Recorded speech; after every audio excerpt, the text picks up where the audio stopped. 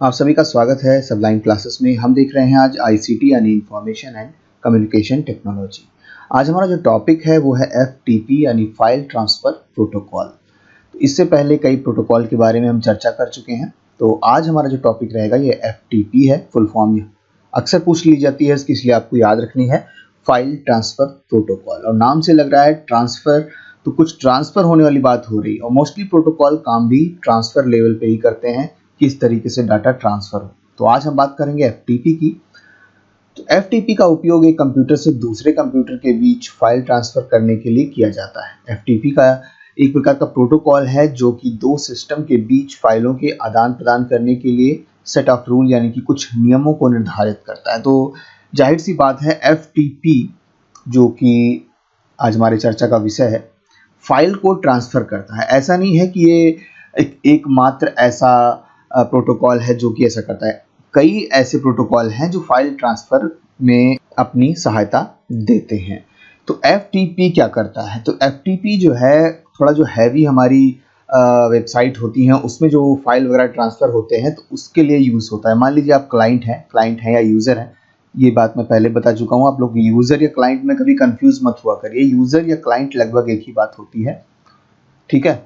क्योंकि जो यूज़ कर रहा है वो यूज़र है, वही क्लाइंट है। और उसके बाद जो वो एक दूसरे सर्वर से जुड़ने का प्रयास करता है वो हो जाता है सर्वर। तो ये सर्वर है और एक क्लाइंट है जो कि आप हो।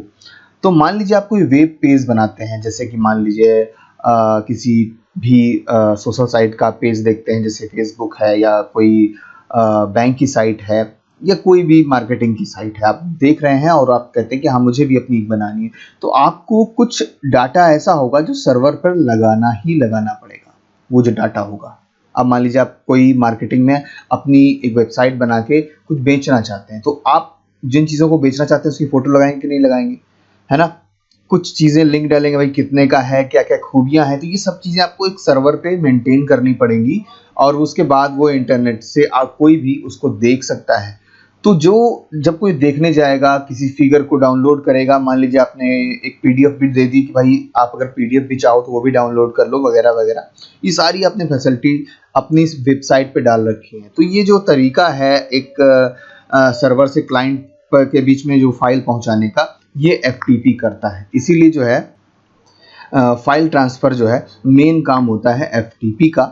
और ये जो बीच में मैंने लाइन खींची है ये है इंटरनेट, जो कभी कभी आपको बादल के रूप में दिखाई देता है, क्लाउड के रूप में दिखाई देता है जब आप कभी इंटरनेट पढ़ने चलते हैं। तो ये क्या है, बीच में जो एरिया है ये इंटरनेट है, जिससे आप जुड़ते हैं किसी भी सर्वर से और वो जो क्लाइंट होता है वो अपनी जो भी रिक्वेस्ट है वो भेजता है सर्वर के पास। तो ऐसा नहीं है कि मैंने फिर भी एक बात दोहरा रहा हूँ कि कई ऐसे प्रोटोकॉल हैं जो काम करते हैं, लेकिन जब हैवी कोई फाइल इधर उधर ट्रांसफ़र करनी होती है तब हम एफटीपी का यूज़ करते हैं। ये चीज़ ध्यान रखिएगा, ओके? अब बात आती है कि क्या ये जो ट्रांसफ़र हो रहा है ये सही से हो रहा है कि नहीं हो रहा है। तो इसके लिए एफटीपी में जो आपको याद करने वाली बात है वो बता दूँ। इसमें दो तरीके के कनेक्शन होते हैं। कभी पूछा जाए कि एफटीपी में जो कनेक्शन होते हैं वो कितने टाइप के होते हैं। जो भाई अब इंटरनेट है तो कनेक्शन तो होगा ही होगा। तो एक को कहते हैं हम कंट्रोल कनेक्शन, ठीक है, जो कि पूरे मेथड पे कंट्रोल करके रखता है। और दूसरा होता है डाटा।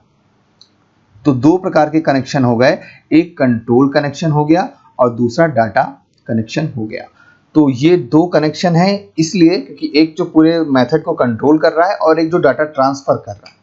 कौन कौन सा डाटा, तो दोनों चीज़ें ज़रूरी होती हैं। एचटीटीपी में क्या होता है, सिंगल होता है, वो खाली दिखाता है कि हाँ भाई आपकी वेबसाइट ये है, अब आप आगे क्या करना चाहते हैं। आपको एचटीटीपी पहुंचा तो देता है लेकिन आगे डाउनलोडिंग वाला काम नहीं करवाता है एचटीटीपी और एफटीपी में क्या डिफरेंस होता है अभी हम चर्चा करेंगे उसकी।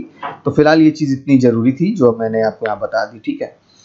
एफटीपी को सबसे पहले अभय भूषण नाम जो है भारतीय ही है, तो इन्होंने 1971 में डेवलप किया था। तब MIT यानी कि मैसाचुसेट्स इंस्टीट्यूट ऑफ टेक्नोलॉजी जो कि USA में है।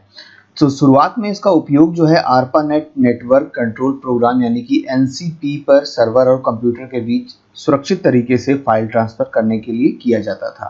तो NCP यानी कि नेटवर्क कंट्रोल प्रोग्राम जो कि ARPANET का था, जो सबसे पहला इंटरनेट कहा जाता है। कभी क्वेश्चन आए कि इंटरनेट सबसे पहला किस रूप में चलाया गया या किस रूप में बनाया गया, तो आप कहोगे ARPANET। ये एक इम्पोर्टेंट चीज़ यहाँ पर क्वेश्चन बन रहा है। आगे क्या है कि बाद में एनसीपी की जगह टीसीपी/आईपी का ही यूज होने लगा, जो कि आजकल मॉडर्न इंटरनेट में यूज होता है। तो टीसीपी/आईपी मैं फिर बता रहा हूँ, मैं इसका एक वीडियो बना चुका हूँ, टीसीपी/आईपी लेयर किस तरीके से काम करती है वो आप लोग जरूर देख लीजिएगा, क्योंकि जितना भी जो भी डाटा या ट्रांसफर से रिलेटेड कोई भी आप कभी भी पॉइंट पढ़ेंगे तो उसमें टीसीपी/आईपी जरूर आपको देखने को मिलेगा, और हो सकता है ओएसआई जो लेयर है उसके बारे में भी आपको देखने को मिले। तो ये दोनों चीज़ें ज़्यादा इंपॉर्टेंट हैं। अब बात हो रही है कि एफटीपी टीसीपी/आईपी लेयर पे काम करता है। अब कभी भी आपसे पूछा जाए कि एफटीपी किस पे काम करता है, किस लेयर पे, तो आप बता दोगे टीसीपी/आईपी लेयर पे काम करता है। अब आगे क्या बात चीज़ है, ये चीज़ जो मैंने आपको बताई थी, क्लाइंट होता है और ट्रांसफ़र होता है चीज़ें सर्वर के पास। तो ये जैसे चीज़ें आप देख रहे थे वो तो वही चल ही रहा था, लेकिन आगे हुआ क्या कि यहाँ पर जो सिक्योरिटी थी वो नहीं देखने को मिल रही थी। जो सिक्योरिटी थी वो कहीं ना कहीं गायब थी। जैसे कि आपने एचटीटीपी पढ़ा था तब भी आपने ये चीज़ देखी थी। तो यहाँ पर जो सिक्योरिटी प्रॉब्लम आ रही थी उसको कैसे डेवलप किया जाए, क्या किया जाए, तो उसके बारे में भी हम बात करते हैं कि उसके लिए क्या हुआ कि एफटीपी और एफटीपीएस, ये दो तरीके की चीज़ें लॉन्च की गई जो कि थोड़ी सी अपने आप में डिफरेंट हैं, लेकिन सिक्योरिटी को बढ़ाने के लिए इन्हें लॉन्च किया गया था। तो कभी भी पूछा जाए कि एफटीपी में जो प्रॉब्लम थी कि वही अगर बीच में इंटरनेट चल रहा है और कोई आपका आईडी पासवर्ड हैक कर रहा है, तो उसको ये जो प्रॉब्लम है इसको दूर करने के लिए क्या किया गया था, तो एसएफटीपी या एफटीपीएस इसको लॉन्च किया गया था। दोनों में से एक ही आपको पास जो है आपको मिलेगा ऑप्शन। दोनों चीज़ें लगभग जो है एक ही काम करती हैं, लेकिन अलग अलग तरीके से काम करती हैं। तो उम्मीद है आगे देखते हैं कि एफटीपीएस है क्या चीज़। जैसे एचटीटीपीएस देख रहे थे आप लोग पहले, एचटीटीपी जो मैंने बताया था तो उसमें भी एस लगा दिया गया था आगे, तो ऐसे ही एफटीपी के आगे एस लगा दिया गया। तो एफटीपीएस का फुल फॉर्म है file transfer protocol secure. File transfer protocol secure SSL है, ठीक है। तो सिक्योरिटी सॉकेट लेयर इसका फुल फॉर्म होता है। एफटीपी की कमजोरी को दूर करने के लिए एफटीपीएस यानी फाइल ट्रांसफर प्रोटोकॉल सिक्योर को बनाया गया, और एफटीपी की तरह ही काम करता है, लेकिन इसमें डाटा इनक्रिप्टेड हो जाता है। इनक्रिप्टेड का मतलब मान लीजिए आपका पासवर्ड ABCD है, लेकिन ये जाएगा किस रूप में, 1, @4P, कुछ भी इस तरीके से इनक्रिप्ट होकर जाएगा डाटा, लेकिन जब वो सर्वर के पास जाएगा तो वो फिर से उसको ABCD के रूप में ही दिखाई देगा। इसलिए बीच में जो इंटरनेट में जब डाटा ट्रैवल होगा तो हैक करने के लिए उस जो भी आपका डाटा है उसको रीड नहीं किया जा सकता आसानी से। अब दूसरा है SFTP। अभी क्या देखा था आपने कि FTPS था, अब यहाँ है SFTP। SFTP का फुल फॉर्म है SSH। वहाँ क्या था SSL, और यहाँ क्या है SSH। तो दो चीज़ें यहाँ पर चेंज हो जाती हैं। तो अगर पहले लगा है SFTP तो SSH के काम पर का। अब FTP एक तरह का बाइनरी प्रोटोकॉल है जिसमें सारे कमांड बाइनरी में कन्वर्ट होकर पॉकेट के फॉर्म में सर्वर को भेजे जाते हैं, जिससे कि फाइल ट्रांसफर भी सिक्योर और फास्ट हो जाता है। तो ये कहीं ना कहीं FTP से थोड़ा सा डिफरेंट काम करता है। अब मान लीजिए आप कहो कि इसमें अब बाइनरी क्या होता है, तो बाइनरी पर भी वीडियो बन चुका है, लेकिन यहाँ पर जो FTP का काम है वो थोड़ा सा चेंज हो गया। आप इसको एक तरीके से मान सकते हैं कि जो यूज़र आईडी और पासवर्ड है इसमें ऑथेंटिकेट एक बाइनरी रूप में जाएगा। जो भी आपने पासवर्ड दिया, मान लीजिए ABCD दिया, तो वो बाइनरी के रूप में ही भेजेगा, जो कि और ज़्यादा सिक्योर्ड हो जाता है। और जो भी मान लीजिए जा रहा है, साथ में SSH की का भी काम होता है। जैसे उसमें SL की थी, इसमें SH की है जो ज़्यादा सिक्योर्ड मानी जाती है। चलिए, FTP और HTTP में अंतर क्या है? FTP के द्वारा टू वे कम्युनिकेशन किया जाता है, यानी कि हम सर्वर से किसी फाइल को क्लाइंट सिस्टम पर कॉपी या मूव कर सकते हैं और क्लाइंट के कंप्यूटर को किसी सर्वर पर अपलोड भी कर सकते हैं। HTTP one way communication system पे काम करता है, जो कि सर्वर से टेक्स्ट, इमेज, वीडियो आदि के लाइन को ब्राउजर पे सिर्फ डिस्प्ले कराने का काम करता है, डाउनलोड करने का काम नहीं करता है। तो FTP और HTTP में मेन डिफरेंस क्या हो गया कि HTTP सिंगल वे है और FTP डुअल वे है, यानी कि टू वे कम्युनिकेशन बनाता है।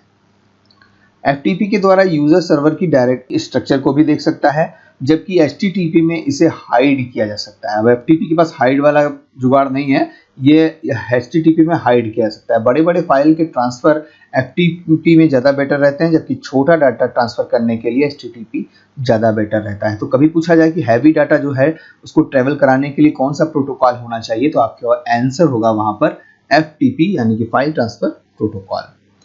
FTP में कोई भी फाइल सर्वर से ट्रांसफर हो सकता है क्लाइंट के कंप्यूटर पर, ऑटोमेटिकली सेव भी हो सकता है, लेकिन HTTP पे यूजर को अपने ब्राउजर पर दिख रहे कंटेंट को खुद सेव करना होता है। तो FTP के पास फैसिलिटी है कि आपका डाटा खुद सेव हो जाएगा, लेकिन अगर आपको HTTP का यूज आप कर रहे हैं तो ब्राउजर जो भी आपका डिस्प्ले आपको दिखाई देता है कंप्यूटर पे, उसका कंटेंट आपको सेव करना पड़ेगा। FTP में डाटा ट्रांसफर के लिए बाइनरी इनकोडिंग होती है, जबकि HTTP में माइम फॉर्मेट का यूज होता है। ये भी बहुत इंपॉर्टेंट है कि डाटा ट्रांसफर के लिए FTP में बाइनरी इनकोडिंग होती है। बाइनरी मतलब 100110, मतलब 2 ही अक्षर होते हैं ना बाइनरी में, तो यहाँ क्या है, माइम फॉर्मेट होता है। तो आज का विषय हमारा यहीं पे समाप्त होता है। जल्दी ही मिलेंगे आने वाले वीडियोस में। जुड़े रहिएगा सबलाइन क्लासेस से। Thank you very much.